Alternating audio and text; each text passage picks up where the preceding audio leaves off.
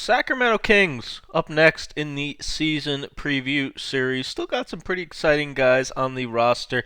Darren Fox, he looked like he'd figured his shot out. 31% as a rookie, 37% from three, second year, and then 29% last year.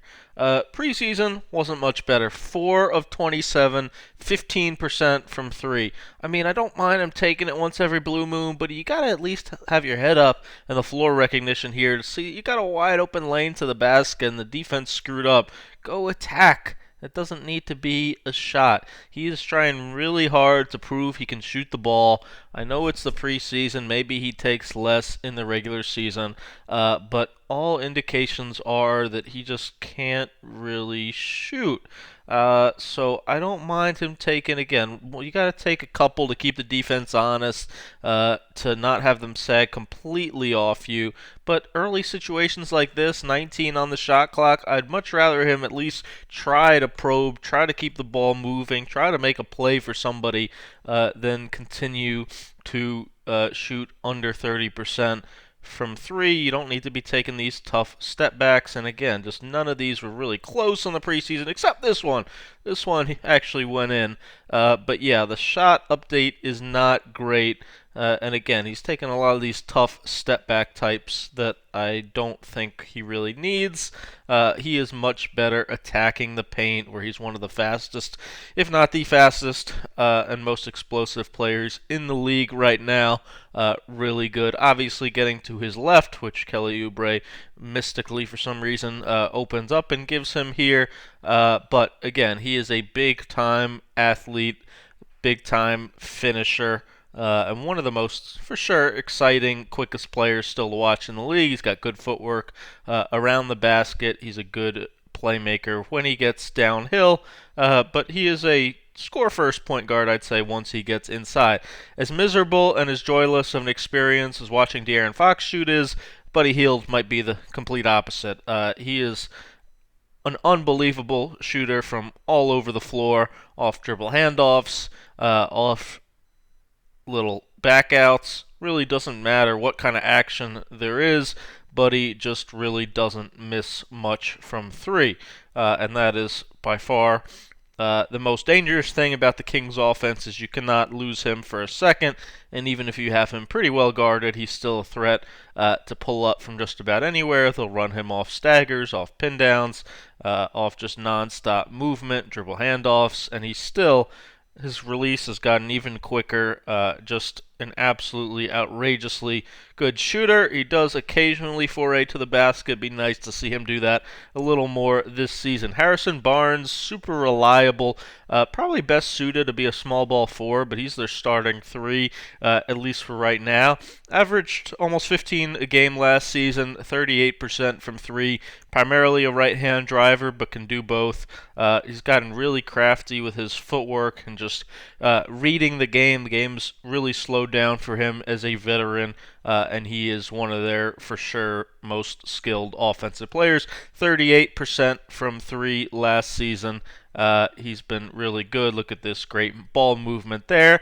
Hey, the Kings are fun. That's some beautiful action, beautiful ball movement, and something to keep an eye on. Marvin Bagley, the answer is who the heck knows? He's missed so much time. He still clearly has a lot of talent, but whether that talent can be finessed into a very productive NBA player remains to be seen, and whether he can stay on the court for more than 10 consecutive games also remains to be seen. He's obviously a lefty, prefers that left block, likes up and unders, quick face-ups, quick moves there, but it's unclear how much of the offense the Kings are really going to want to run through him on that left block, being that, post-ups are generally speaking less efficient than other types of NBA offense. He'd be at his best playing with this high motor, being bouncy, getting offensive rebounds, being around the rim for putbacks, rolls, things like that. Rashawn Holmes, their starting center, last couple seasons didn't take any threes, took 3 in the preseason, might take a couple more this season. Unfortunately. He can be a little reckless on a few of his rolls and drives around the basket, but he's also a pretty decent finisher. He was one of my players that I always thought deserved a bigger role and could thrive in a bigger role, and now he's got it, and he's been a pretty solid center for them. Certainly not one of the best by any means in the league, but he is an explosive athlete. If you give him the ball around the basket, he can elevate up and score very quickly. He's also very high motor and will get offensive rebounds and a lot of just activity around the rim with his tenacious motor that he displays at times. Probably don't want him playing much more than 25-30 minutes, though. Will also get a little reckless. The basketball IQ aspect is not a strong suit of his game. He will do things like this, dribble handoffs that are just all over the place. He'll also block some shots, protect the rim a little bit for you. Again, bouncy athlete, very long, very athletic. Tyrese Haliburton, one of my top players on my draft board, maybe the most NBA-ready player in the draft. He has a tremendous basketball IQ. He was a steal at number 12 for them. You can find my draft edit up top of him, so done a ton of film study on him lately, but he looked pretty good in the preseason. Again, just probing, just understanding how to get downhill, how to get 2 guys to take him to open up things for his teammates. That's his by far best NBA skill set, is his just knowledge of the game. He also, again, just understands defensive schemes well, understands help side positioning defensively, and he'll end up shooting a lot of gaps and such for steals, deflections. Look at him in a stance on the ball here. Knocks the ball away again. Does a really nice job playing with active hands defensively. Certainly, that's what he'll have a big chance to do off the bench, and will earn himself more minutes with his defense and with his playmaking. Coaches tend to love guys like that.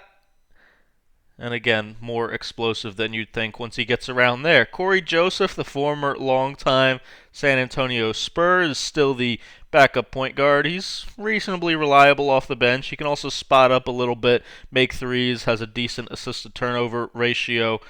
Pretty much perfectly fine for 10-15 minutes a game, but not more than that. Looks to be in better shape than he was last year, maybe the last couple years.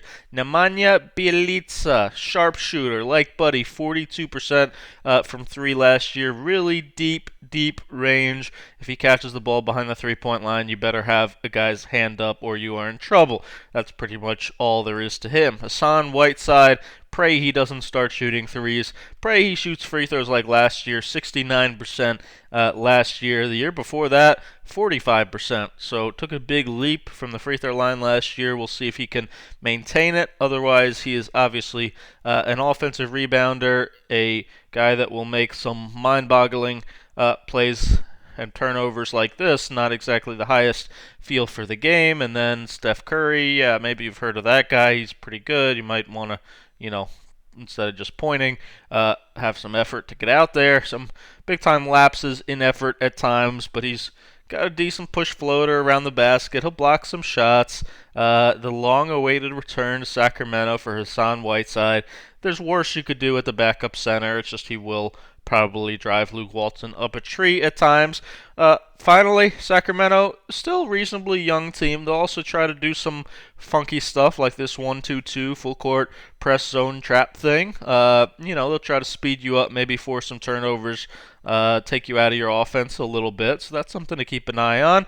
Otherwise, need to just eliminate plays like this. These plays just cannot happen after a made bucket to come down the court and just even against a slow break, not get matched up, not communicate well enough, and have an open guy come and get 2 easy free throws. Last year, 19th on offense, 19th defensively. Didn't really have a distinct identity. Add Alvin Gentry, Rex Kalamian to the coaching staff. Now is probably the final referendum on Luke Walton as a head coach, at least for a while. Win this year, keep your job. Lose, be out of a job, and probably have to go back to being a Steve Kerr assistant or something for a while. Thanks for watching. Make sure you thumb up, subscribe, and check out the whole season preview series.